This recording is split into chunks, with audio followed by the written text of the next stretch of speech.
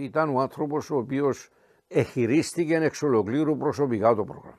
Μην τρέφετε αυταπάτες ότι ήταν υπουργοί και ήταν το Υπουργικό Συμβούλιο. Αυτά είναι κουρουφέξατα.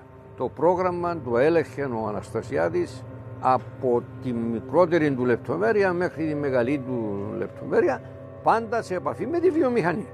Αυτοί που ήθελαν, για παράδειγμα, να τροποποιηθούν κάποιοι όροι του προγράμματος, δεν έβλεπαν τους υπουργούς, τους αρμόδιους.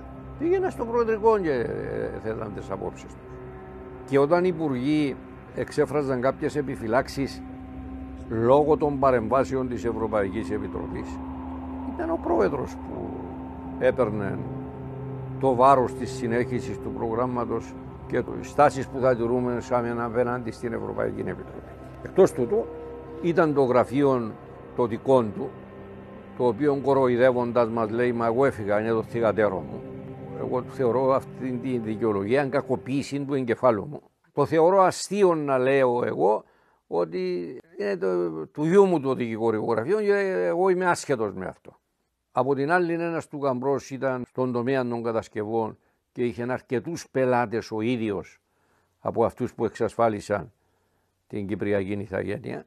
Επομένως, είχε ενεργό προσωπική ανάμειξη ο ίδιος ο πρόεδρος στα θέματα.